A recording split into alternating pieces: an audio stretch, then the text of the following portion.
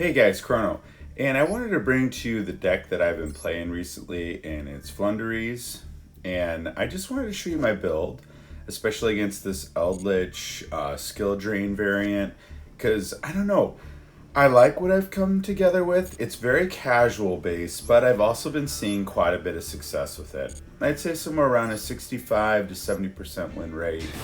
And I just thought, why not share it with you guys, and then you can show me what you think, because I always love to see what you guys are thinking in the comments section. So getting into the match here, obviously I didn't know what I was going against, but I thought I had a great hand. Anytime I have a map to start with, it's so good. I mean, it gets you going so well, and it leads to an additional normal summon, which is great. So Rabina goes off, England going off. Notice that resolves first, so that gives me that back from the hand. Then I go ahead and I get the card that allows me to banish, which I really like. Normal summon England, and go ahead and get out the penguin card here. It's so good. Empen is just very, very strong. Rabina's gonna come back. England will not though.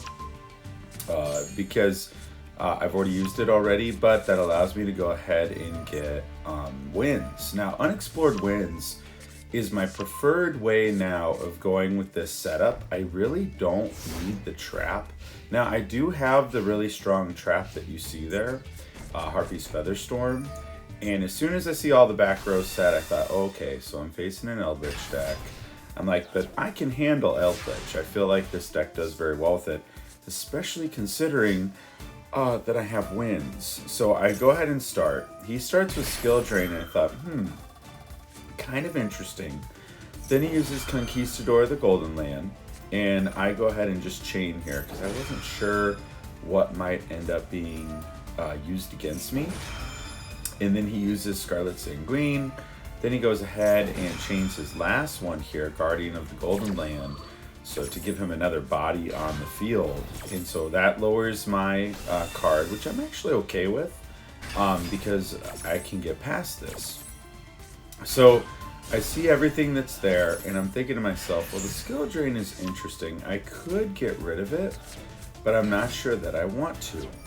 So I go ahead and I get my extra summon off here. Toucan goes off. I just chain it just to see what would happen. I always do that. So notice the skill drain stops it, which I knew was going to happen. Toucan coming back to the hand. Same thing with England. And what's nice about this now is I have another one. And I go ahead and hit pot, and the first thing I thought was, oh, please give me Dimensional Fissure. And I did. As soon as I got that card, I thought, oh, it's over. Because if I can get rid of his cards, which I did there with Unexplored Winds, then after that I just attack in, and now both of his Eldritches are gone. This deck does not function well unless you actually have the Grave effect. And so I honestly thought, I'm going to keep the skill drain kind of out here. The most he's going to be able to do here is get another Eldritch out, and I'm pretty sure that I can get past that. So he goes ahead and gets two Yugiohs here of the Golden Land. They're good cards. Goes for the Nightmare Phoenix, which, again, he's under skill drain, so I'm glad I made that decision because it didn't end up working. So just taxing my card, I'm perfectly fine with that because I can always get it back. And again, what's great here is map gives me an extra normal summon, which under skill drain is really effective.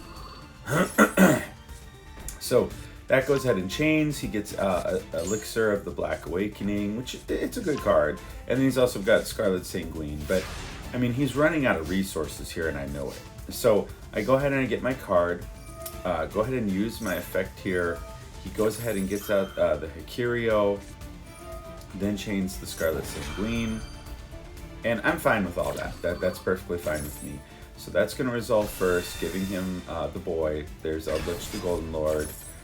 Then Yugioh specials. Okay, I go ahead and use my effect here to just get a card, and I thought, it's not bad. Now again, there's Map's effect. So I go ahead, get my extra summon in, and then what's great about this now is I can go ahead and use Unexplored Winds, and that's it. It's all I needed. I had the Mega Monarch in my hand, and I knew that that was probably going to be the game at this point, because unless he had a way to bring back his banished cards, there's no cards that are strong enough for me not to get over, if that makes sense.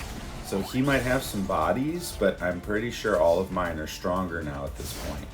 So I just leave the skill drain because it's really not affecting me right now. Goes ahead and specials, activates Scarlet Sanguine to banish, but I'm thinking, your boy's gone. All three of them are gone. I don't know how you get out of this. Yeah, there's that card, but it's not going to be able to do very much. And then on my turn, I think that's when he realizes, yeah, there's the surrender. So notice I love playing Dimensional Fissure in this deck because it puts in so much work. Once you shut off the grave, it's really, really strong. So, sorry about that. The next deck that I go against, it's Despia. And again, if you can have a way to shut off the grave going first, and this is a go first build, this is not a go second build at all, which I'll show you in the deck profile so you guys can see what I'm talking about. But this hand right here is to me the golden hand, basically. There's so much going right here. So I start off with map, go ahead and use the effect here. Go ahead and banish Rabina, use the effect, gets that back to my hand. And again, I didn't need to use the effect of the card I summoned. I just needed to summon it so I could get back the card that was banished. Now I use England. Now I have Apex Avion. I don't need it though, not yet anyways, so I use Empen. And then I go ahead and I chain all these other cards back. They're gonna come back to my hand. That's what I really enjoy about this deck. It's just ridiculous how you can control the field. So I like what I've got now. What's great about Empen, it gives me another normal summon of anything. And then again, there's my setup. I love Unexplored Winds. So then I can also use the setup to get myself another draw, which is really good. Now, some of these cards are going to be a little different because they've never come up. But what I like, though, is I've got the Fossil Dyna. Now, right away, when I see these playing branded, I instantly have the Harpy's Featherstorms chained because that stops everything on his turn. Everything ends up getting stopped here. So he tries to activate different things, and none of that is going to work. I also go ahead and get Maps Effect going off here. So that's going to allow me to go ahead and normal summoning. That's going to give me a card from deck to the hand. He tries the Forbidden Droplet here, but at this point, it really doesn't matter because I had the Harpy's Featherstorm. So that stops everything. He realizes it, and there's the surrender. So it's good. I really did enjoy how well I felt like the deck played. And like I said, I'm not winning all my matches. You know, next I've got Dynamorphia here. I'm not winning everything, and that's fine. I kind of feel like my deck is super fair, if you can even say that about Floowanereeze. And I know some people pronounce it differently, but I don't like the way it's pronounced. But this deck is very interesting that I'm going against. I'm sure you guys have ran into it too. It's all about getting your life points 2,000 or less, so you don't have to cost anymore, and so it can be very effective. But while I say my deck is fair, it definitely has losses to it too. Like I said, I've got about a 65 to 70% win rate, and it works just fine for what I'm trying to do. So notice I've got the Dimensional Fissure out. Then I've got Unexplored Winds. That's going to lead to the summon. That gives me Empen, which is so good. Go ahead and tribute both off. And it's just so good because, again, there's my setup for the next turn.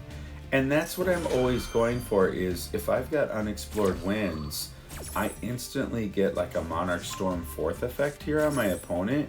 And I like that. I like the setup that gives me for what I'm trying to do.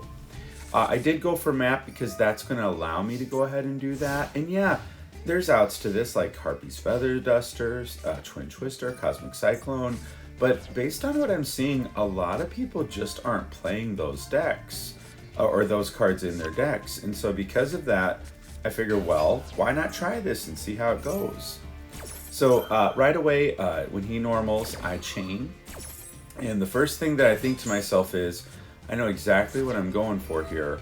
I want the card that's going to banish. So I go ahead and get that out, use the effect, banish the card that he just sent, then use England to get out Apex Avian, summon using Unexplored Winds, and now I've cleared the board. So now he doesn't even have another card out there, which is so effective. And then he sets everything. And I'm thinking to myself, oh, dude, I am so sorry. You know, because I've got the Harpy's Feather Duster. So I go ahead and play it. He chains here, and the first chain I'm fine with because I know what that card does, but I know that I can get rid of it.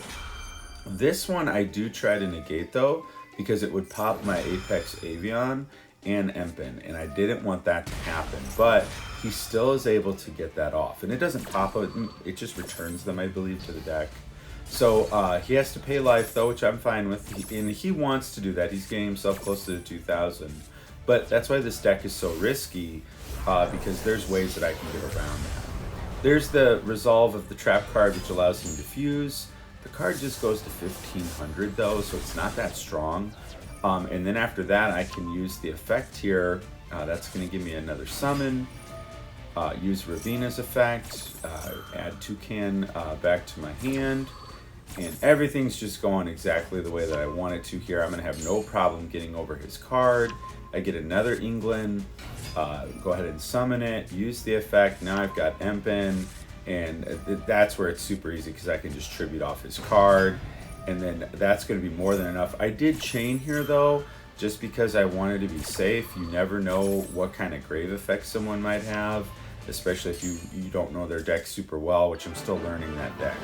But yeah, I mean, it worked out really well, and as you can see, I am having fun with the deck. Now, some decks that have definitely given me a hard time, the mirror. The mirror match is really tough, especially if my opponent goes first. I'm finding that the mirror is very difficult, so that's definitely been something that's been somewhat of a challenge for me for sure. This deck was really good, this DDD deck that this guy made. I mean, this was a house of a deck when he got it to work, and I had a very difficult time with it. But I did want to show you guys the deck profile. Same ratios that you're used to seeing. So 3 Rabina, 3 England or Eglin, however you pronounce that. The main cards, only one of the Toucan. But again, this is where the differences are. So I've got the Fossil Dyna. I love the card. My tribute cards, I didn't play too many of those. I put in the Kaiju in this build because there are times where I need it. Same thing with the Raigeki, especially in the mirror. That can definitely pay off. But the big thing is the dimensional fissure. Fissure. That just puts in so much work. It's so strong. And I swapped out the Primal Being for the Infinite Impermanences just because I thought that put in a lot of work. Extra deck, it's just there. I never use it. So guys, if you enjoyed this video, please hit that like button. Also, I'd love to hear what you're thinking about the deck, so please leave that in the comments below. And if you enjoyed this, we'd love to have you guys be subscribers. If you ever want to follow what we're doing live, we'd also love to have you guys be a part of our Twitch community. Hey, thanks again for watching, guys, and we'll see you next time. But I wait for your next challenge. I know that you'll be back.